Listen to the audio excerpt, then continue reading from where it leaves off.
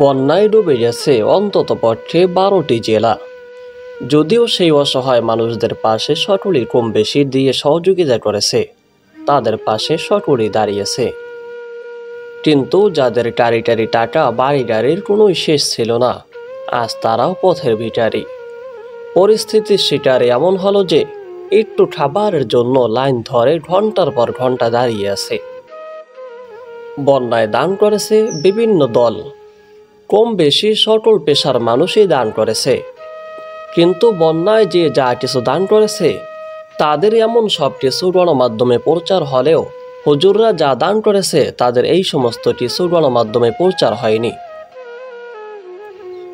আর বর্তমানে এমন কিছু মিডিয়া আছে যারা নাটক সিনেমার নায়িকা বা গায়িকাদের নিয়ে পুরাই ব্যস্ত।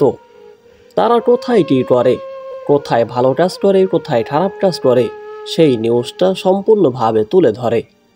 কিন্তু বর্তমানে আলেমরা যেই কয় টাকা দান করেছে তাদের কথা, তাদের কাজ এগুলো কোনোভাবেই তুলে ধরে না।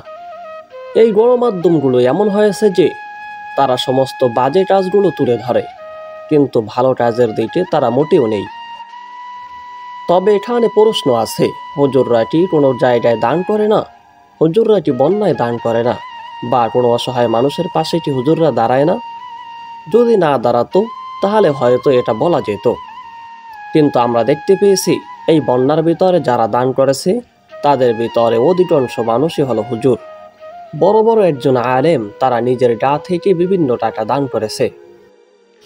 ইতিমধ্যে আমরা দেখতেও পেয়েছি আজ সুন্নাহ ফাউন্ডেশন থেকে 100 কোটি টাকার বাজেট ধরা হয়েছে। এগুলো কোনো গণমাধ্যমে প্রচার হবে না, কেননা এগুলো প্রচার করলে তো ভাইরাল হওয়া যায় না, এই জন্য কেউ প্রচার করবে না।